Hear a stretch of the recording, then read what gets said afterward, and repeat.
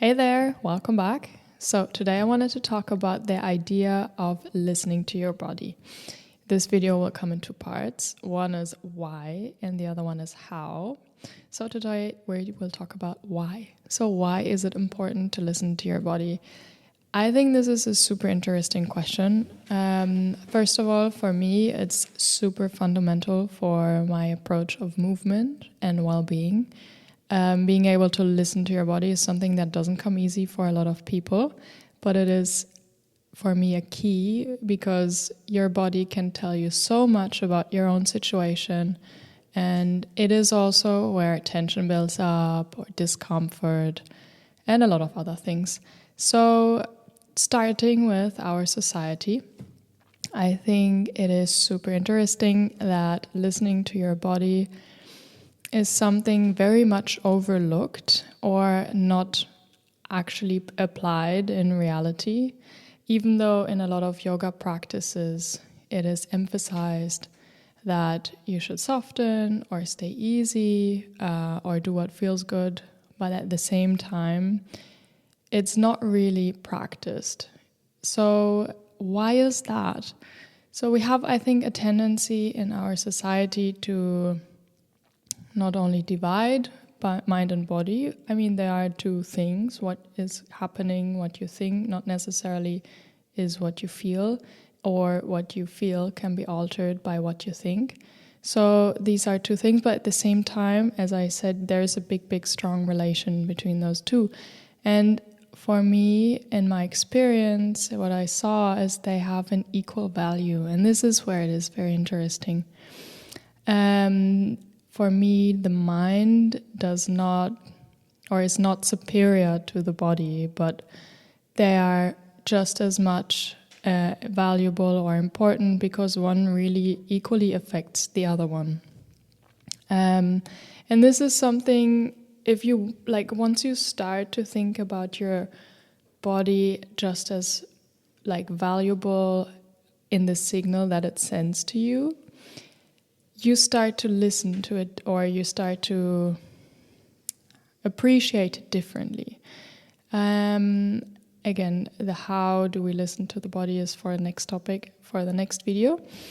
But yeah, it's a view that helps you in many different aspects, because if you keep suffocating your body because, for example, if you do something and it is not only uncomfortable but is painful, for example, what happens a lot in yoga when you do advanced poses or things that are very twisty or stretchy and you hurt yourself, over time you will start to break down your body. And this is not something that you want. You don't want to produce your own injuries.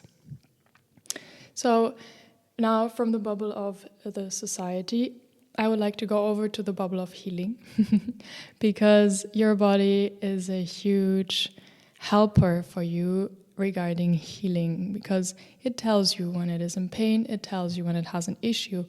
And when you start to hear those signals, you can respond. And this is a huge strength. So, for example, if you have a pain somewhere because of an injury, then you wouldn't just force yourself to, go on a run or go and play a sport if you have a knee injury until the point where everything rips and it's irreversible. But you would then listen to it and figure out, okay, what can I do? How can I move to prevent that pain from coming and to be able to take out the weight, take out the pressure of what is injured and then let it heal meanwhile. So there is again a factor where listening to the body can help you very much. Now the next bubble I would like to talk about is movement. As movement is my approach, because if you move your body, it helps you to feel it. If you don't move, it makes it really difficult, because, for example, if you stay soft and you breathe and you move, you will notice, for example, if you have tension in your shoulders or in your chest, it helps you also to prevent injuries, what I was saying earlier. It helps you also to guide you through movement. So, for example, if listening to your body becomes a guide, then you will know what kind of movement you would like to do. For example, if you want to find a stretch, if you want to find a place where you can let go, where you can relax, where you, I don't know, want to feel strong, feel your muscles, explore, have fun. It's a super, super beautiful guide for you that you can rely on when it comes to figuring out what moves to do or how to do something more easy on yourself, how to do something more efficiently, more effectively, energy efficient, so not doing things very strenuously. Also, moving, listening to your body, it can be a big experience. So this is another thing that is not to be overlooked. The experience that you have in your body is something that affects you so much. So for example, if you go to a yoga class or to any kind of sports and you feel amazing doing it, so good, you have a lot of happy hormones that are being produced. And they help you to de-stress, they help you to feel better, they help your immune system. A lot of things are being affected in your body because of how you feel and how you use the feeling as a guide. All right, so the next thing where listening to your body can be really helpful is, for example, in the field of food and nutrition. Your body is super smart and it knows exactly when it is lacking, for example, certain nutrients, and it will make you crave the food that contains that nutrient. So if you ever had the experience of eating, for example, broccoli, and it just tasted so, so good, and then you kept eating it for many days, and at some point it just didn't taste as good anymore, it's exactly because you were lacking something that was in this broccoli that you needed.